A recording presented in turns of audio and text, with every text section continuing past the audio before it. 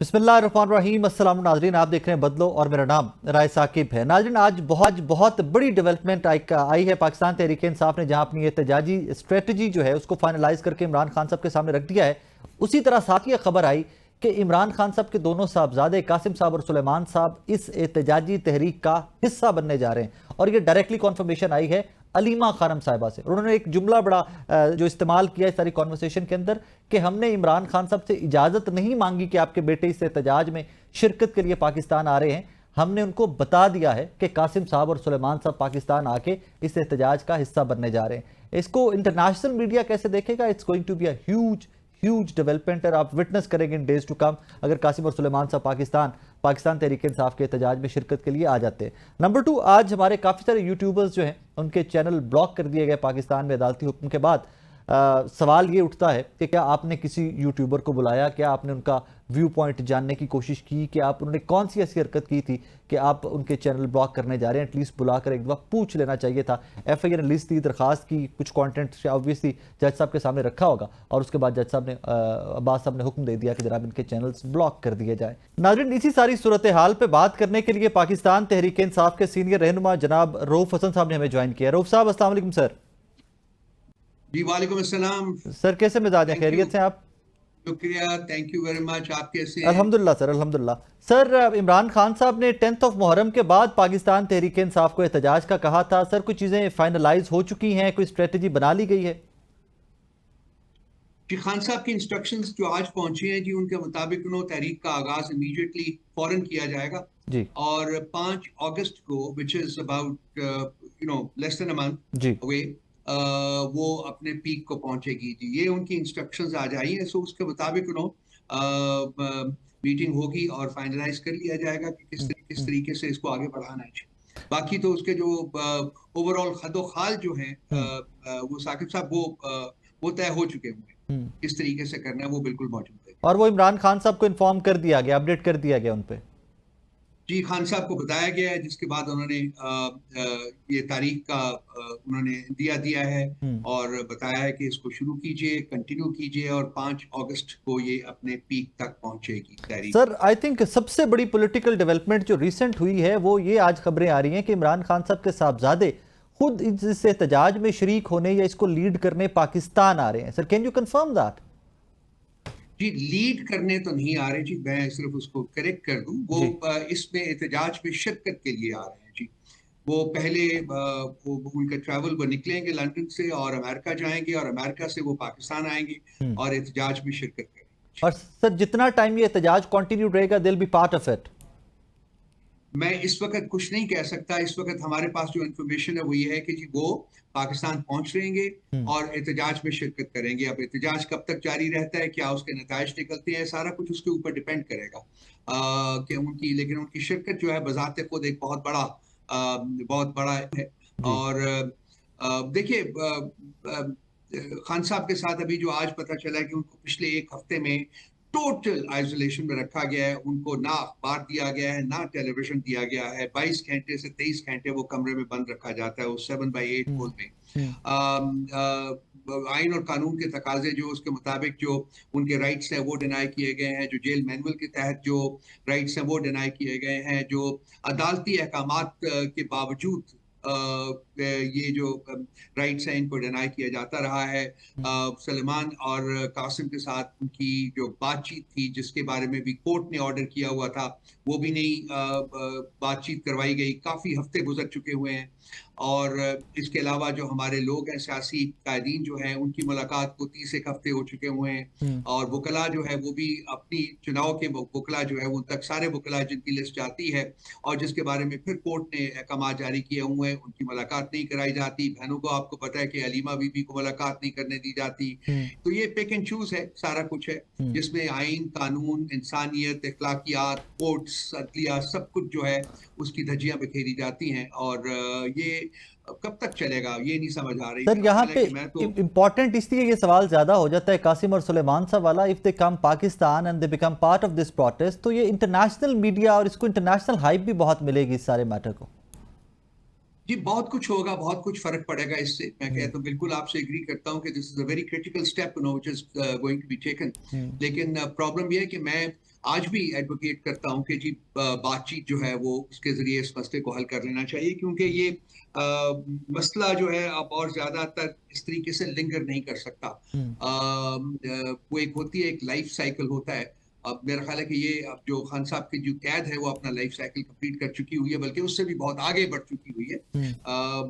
ना कोई गुनाह ना कोई जुर्म, और उसकी सजा जो है वो बगैर किसी वजह के उनको दी गई है और दी जा रही है इस वक्त तक भी। तो ये अब मेरा ख्याल है कि एक नया फेज जो है इस तहरीक का उसका आगाज होगा, और मेरा ख्याल है कि ये फैसला कुन फेस होगा। मेरी जाती राय ये है कि ये फैसला कुन फेस होगा। सर, खैबर पख्तूनख्वा में बार बार खबरें आ रही है अदम एतमाद, वहाँ पे कुछ आज़ाद अरकान हैं, उनको अली बिन गंडापुर साहब लूप में लेने की कोशिश कर रहे हैं, लेकिन वो इजलास में शिरकत भी नहीं की कुछ आज़ाद अरकान ने।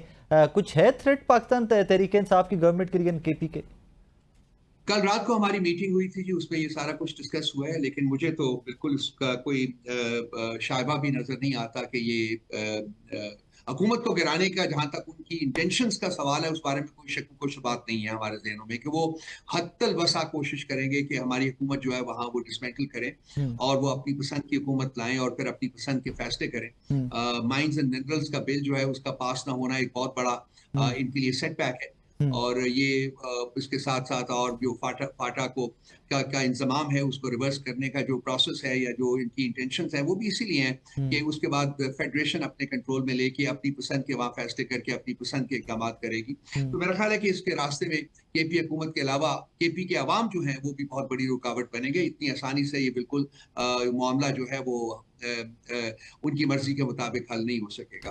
कल की मीटिंग में मैं आपको बता सकता हूं कि बिल्कुल किसी किस्म का कोई शायबा भी हमें नजर नहीं आया कि वो अपने इस इंटेंशन में ये अगर वो कदम उठाते हैं तो उसमें कामयाब हो पाएंगे। सर, यहाँ पे सवाल ये पैदा होता है कि पाकिस्तान तहरीक इंसाफ का अपना वोटर सपोर्टर और डिजिटल मीडिया एक्टिविस्ट स्पेशली वो भी बहुत सारे सवालात उठाता है अली अमीन गंडापुर साहब की ज़ात के ऊपर। क्या ये पार्टी के अंदरूनी मीटिंग्स के अंदर भी कुछ इस किस्म के डिस्कशंस होती हैं कि वाई डिसक्रेडिट हो गए अली अमीन गंडापुर साहब?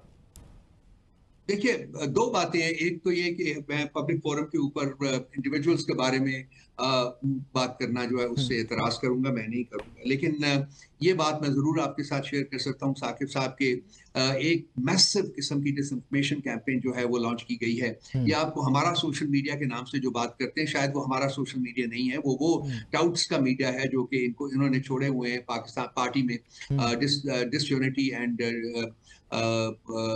इस किस्म का और फसाद खड़ा करने के लिए। तो ये तमाम इस किस्म के जो मैसेजेस आते हैं वो शायद हमारे लोगों के मैसेजेस वो नहीं होते। तो इनकी अपनी जो कोशिश है वो यही है कि जी पार्टी में डिसयूनिटी क्रिएट की जाए, लेकिन मेरा नहीं ख्याल कि वो इसमें कामयाब हो सकेंगे। सर, जिनको आपने कोट किया कि टाउट्स ने छोड़े हुए हैं, क्या वो किसी हद तक अपने मकसद में कामयाब होते दिखाई दिए? बिकॉज डिवीजन तो नजर आती है केपीके के अंदर भी और पाकिस्तान तहरीक इंसाफ के अंदर ग्रुप्स तो अब विजिबली नजर आते हैं, क्लैरिटी से नजर आते हैं। देखिए, पार्टी में आरा होती है, डिसयूनिटी जो है वो नहीं है। हाँ, पार्टी में आरा मौजूद हैं, लेकिन ये टाउट्स जो है इनकी कोशिश है। लेकिन ये मेरा नहीं ख्याल कि अगर ये अपने अपनी अपनी कोशिशों में कामयाब हो चुके हुए तो मेरे भाई ये पार्टी जो है वो तितर बितर हो चुकी होती, बिखर चुकी होती। लेकिन ये पार्टी आज भी खान साहब की क़यादत के पीछे बिल्कुल एक यक आवाज है। और आप देखेंगे कि ये जो तहरीक शुरू होगी इसमें ये अगर ज़हनों में किसी के कोई डाउट्स है भी हैं तो वो भी मेरा ख्याल है कि अनकरीब बिल्कुल खत्म हो जाएंगे। सर, कुछ क्वार्टर्स पाकिस्तान तहरीक इंसाफ के टाइम टू टाइम ये भी कहते रहते हैं कि जी maybe in days to come एक दफा फिर से हम हो सकता है असेंबली से रिजाइन कर दें। नेशनल असेंबली, पंजाब में जो हमारे एमपीएस हैं, खैबर पख्तूनख्वा की गवर्नमेंट, सर ये भी कोई अंडर कंसिडरेशन है आप लोगों के? बिल्कुल नहीं है, बिल्कुल नहीं है। मैं इसको कुल्लियतन मुस्तरद करता हूँ इस किस्म की किसी इंप्रेशन को जो कि क्रिएट करने की कोशिश की जा रही है।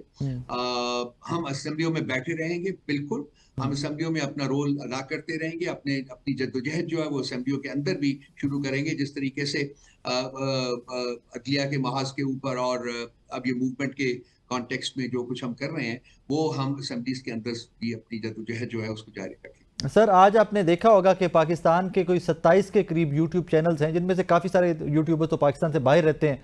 हमारे पाकिस्तान के जो बहुत रिनाउंड जर्नलिस्ट थे वो जो पाकिस्तान से बाहर चले गए हैं, उनको ब्लॉक कर दिया गया हुकूमत की जानिब से। सर, ये कैसे आज़ादी इजहार राय? हम बात तो करते हैं आर्टिकल 6 की, बार बार सब बात करते हैं, लेकिन बगैर सुने, बगैर उनको कोर्ट रूम बुलाए, बगैर उनसे पूछे कि व्हाट यू हैव डन, सबको एक ही दफ़ा ब्लॉक कर देना, ऐसे कैसे चलेगा? साकिब साहब, फैज साहब याद आए। जुबान पे मोहर लगी है तो क्या के रखती है, हर एक हल्का ये जंजीर में जुबान है। सुभान अल्लाह। किस किस सुभान को बंद करेंगे, किस किस की जुबान के ऊपर ताले लगाएंगे, किस किस की जुबान के ऊपर टेप लगाएंगे। ये ऐसे काम नहीं होते। मेरा ख्याल है कि जमाना जो है इससे बहुत आगे जा चुका हुआ है। ये जुबान बंदी से ये अब मसले हल नहीं हो सकते। देखिए, इस वक्त इस मुल्क में आइन, कानून, इंसानियत, इखलाकियात, जमहूरियत नाम की कोई चीज भी मौजूद नहीं है। हर चीज जो है वो इन्होंने मिसमार कर दी है, उसको इन्होंने डिमोलिश कर दिया। अब इसकी जगह hybrid system, according to Khawaja Asif साहब, ख्वाजा जो साहब, कि yes, डिफेंस मिनिस्टर है, जी। उन्होंने फरमाया था जी कि एक हाइब्रिड सिस्टम है जो कि इस वक्त मुल्क में है, और इसमें जो एस्टैब्लिशमेंट है इसका एक बहुत बड़ा रोल है। ये हम नहीं कह रहे, ये हुकूमत कह रही है। उसके बाद उन्होंने 2-3 और इंटरनेशनल चैनल्स के ऊपर भी इस सिलसिले में गुफ्तगू की है और प्रमोट किया है उसको, और कहा है कि यही अब इस मुल्क में तरीका हुकूमत जो है उसके तौर के ऊपर हम राइज करेंगे और यही चलेगा, आगे चलेगा इसको, क्योंकि इसको तमाम स्टेक होल्डर्स की हिमायत हासिल है। तो ये अगर ये जो हाइब्रिड सिस्टम है ये बेस करता है जुबाबंदी के ऊपर, ये बेस करता है अहपीका कवानीन के ऊपर, और ये बेस करता है इस जैसे और रिस्ट्रिक्टिव लॉज एंड स्ट्रिक्चर्स के ऊपर, तो भाई मेरा ख्याल है कि ये जो है वो कहते हैं ना स्टिल बॉर्न, ये स्टिल बॉर्न ही होगा, ये चल नहीं सकता, ये खत्म हो जाएगा। तो नहीं साकिब मेरे भाई, जुबाबंदी से काम नहीं चलेगा। सर, और आई ये होप जो एंड है प्रे कि ये आपकी बात ठीक हो कि जुबानबंदी से चाहिए, काम ना ही चले तो बेहतर है। जमहूरियत है, कुछ ना कुछ आवाजें तो जिंदा रहनी चाहिए। मीडिया को भी खड़ा होना पड़ेगा ना, सर, मीडिया को भी खड़ा होकर बात अपने तई जितनी सकत है यकीन माने खड़े में है, जितनी सकत है उतना उतना खड़े नहीं, में सभी। उनको भी चाहिए कि वो अब अपने राइट्स के लिए बाहर निकले। मेरा ख्याल है कि उनको अदालत ने भी बुलवाया है, उनकी इनपुट मांगी है, जी। तो मेरा ख्याल है कि उनको खुल के बात करनी चाहिए वाई नॉट, वाई नॉट। अदालत में भी और बाकी भी तमाम हाजों के ऊपर। उनको ये देखिए, ये मेरी आपकी आजादी की बात नहीं है, ये पाकिस्तान की आजादी की बात है। ये मेरी आपकी जमहूरियत की बात नहीं है, ये पाकिस्तान की जमहूरियत की बात है, ट्रू ये दैट। पाकिस्तान के आइन और कानून की बात है मेरे भाई। इसमें हमने सब ने अपना अपना हिस्सा डालता है। लेकिन मैं आज भी आपके सवालात के जवाब में, आपने पूछा तो नहीं है लेकिन मैं बात जरूर कहूंगा जी। कि मैं आज भी बिलीव करता हूं कि ये हमारे मुल्क के मसाइल हैं, हमारे मुल्क के मसाइल हैं। हमको बैठ के मुज़ाकरात के जरिए इनको हल करने की कोशिश करनी चाहिए, वही बेहतरीन रास्ता है। सर, मेरा वही अगला बेहतरीन सवाल भी रास्ता यही है। था, लेकिन मेरा अगला सवाल एग्जैक्ट यही था आपसे। कॉज शाह महमूद कुरैशी साहब और पंजाब की लीडरशिप ने भी रिसेंटली एक खत लिखा था पाकिस्तान तहरीक इंसाफ की लीडरशिप को कि मुज़ाकरात का रास्ता अपनाया जाए, that is the way out. और आप तो जब भी हमसे बात करते हैं, यू ऑलवेज से कि जी मुज़ाकरात के अलावा ऑप्शंस बहुत कम है, मुज़ाकरात is the way out. Sir, कोई एंगेजमेंट इस एहतजाज की कॉल के बाद हुई है कहीं पर, गवर्नमेंट पे, एस्टैब्लिशमेंट के लेवल पे कोई एंगेजमेंट हुई तहरीक इंसाफ की? साकिब साहब, अगर आप मीडिया देखें तो बहुत सी रूमर्स फैली होती हैं, लेकिन to be honest about it, मैं स्पेकुलेशन में नहीं जाऊंगा। मेरे पास कोई कंफर्म्ड इंफॉर्मेशन इस सिलसिले में नहीं है जो कि मैं आपके साथ शेयर करूं। होनी चाहिए। मैं तो कहता हूं कि ये मुज़ाकरात जो कि पीटीआई और एस्टैब्लिशमेंट के दरमियान बहुत पहले हो जाने चाहिए थे, बहुत लेट हो गए हैं। और मेरा नहीं ख्याल कि हमारे पास और बहुत सा वक्त बचा हुआ है। अब ये मुल्क जो है वो बहुत ही ज्यादा नहज के ऊपर, जिसे कहते हैं ना, वो खड़ा हुआ है, और इसको वापस लाना है। इसको हमवार राहों के ऊपर इसको हमने गामजन करना है, और उसके लिए बहुत ज़रूरी है कि एस्टैब्लिशमेंट और पाकिस्तान की सबसे बड़ी, सबसे पॉपुलर पॉलिटिकल पार्टी के दरमियान मुज़ाकरात हों और मसाइल का हल तलाश किया जाए। यही एक मुहज़्ज़ब तरीका है, यही एक जमहूरी तरीका है, यही एक आईनी तरीका है।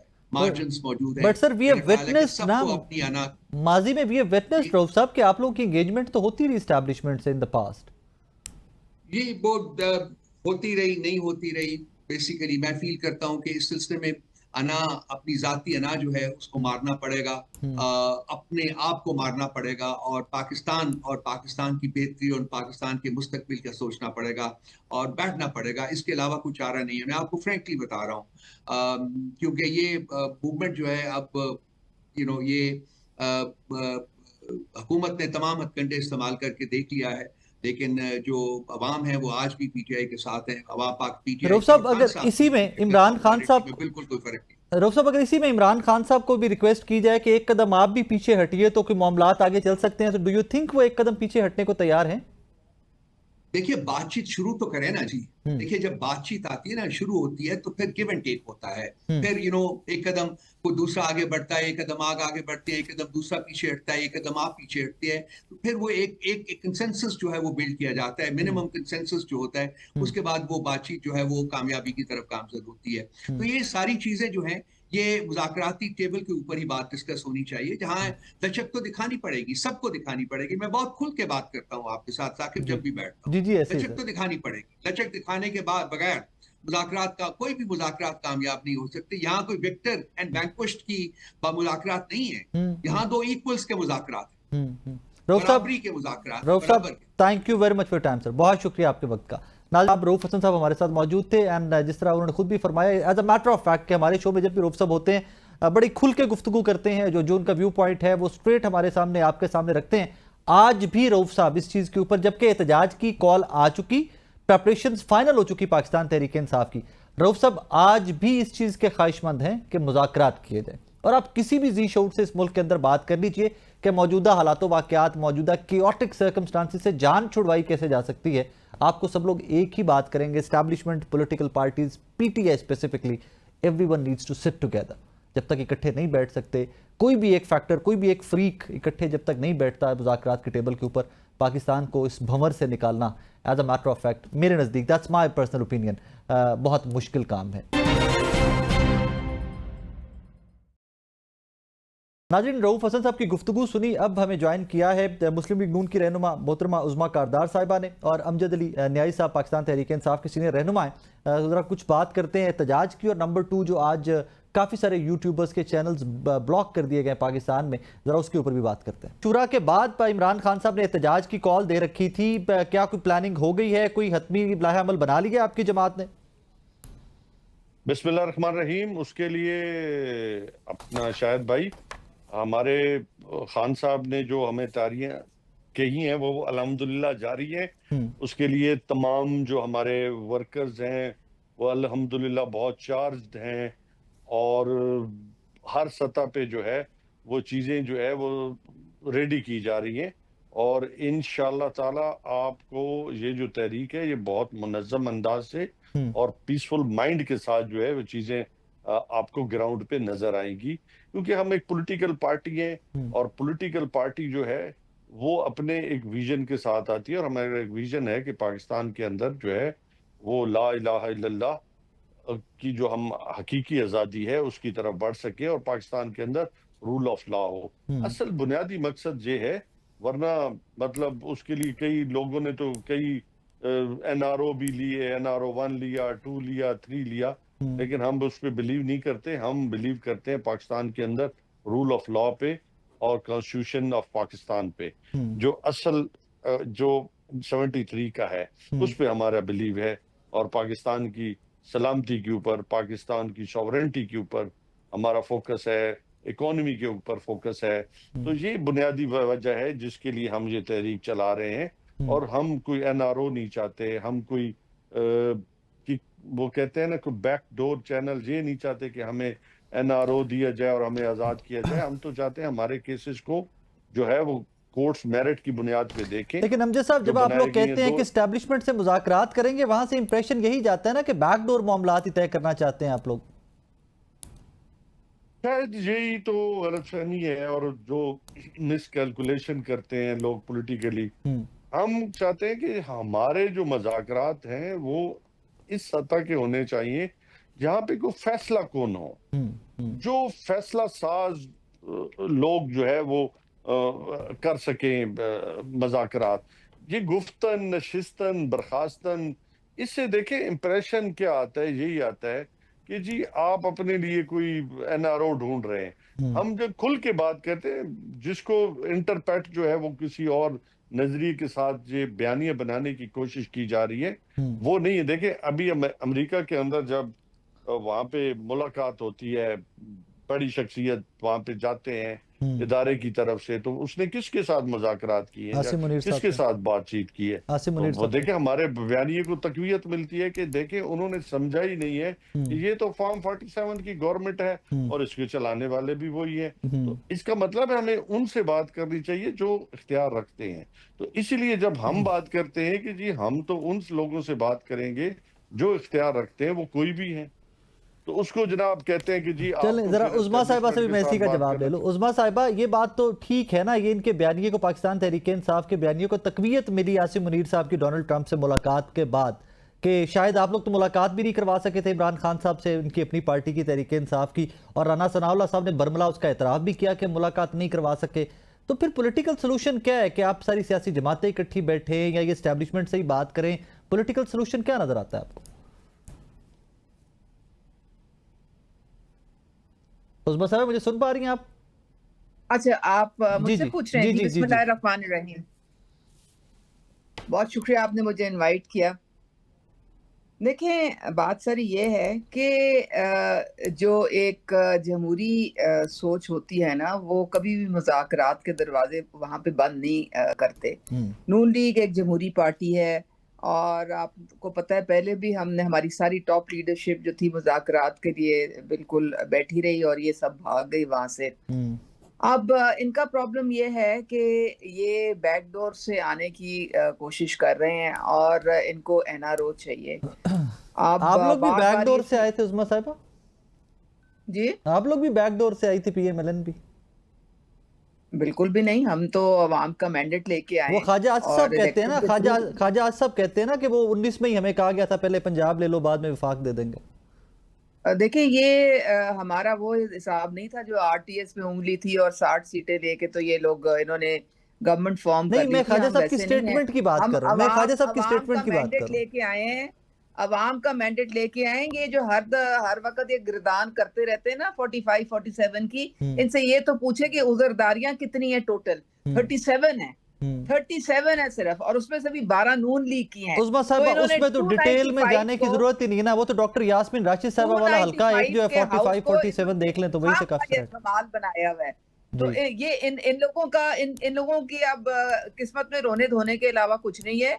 ये अपनी जो एक फाल ऑपोजिशन का जो एक रोल प्ले कर सकते थे वो भी इन्होंने मिट्टी में मिला दिया है। तो अब इनका, अब ये इररिलेवेंट हो गए हैं। अब इनका कोई ना वहां पे कोई रह गया है, इनका कोई स्टेटस नहीं रह गया क्योंकि इन्होंने खुद अपने पांव पे कुल्हाड़ियां मारी हैं। तो ये जहां पे ये बात कर रहे हैं कि जी हम उधर मुज़ाकरात करेंगे जो बाइख्तियार हैं, तो जाएं अपनी किस्मत आजमा लें। वो जो जिनकी तरफ ये इशारे कर रहे हैं उन्होंने तो इनको झंडी दिखा दी।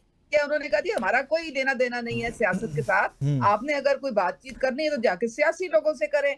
तो जाएं, ये अपना जो इन्होंने पापड़ बेल लें। यहाँ पे वक्त हुआ एक छोटे से ब्रेक का। ब्रेक के बाद वापस आ रहे हैं, हमारे साथ रहिएगा।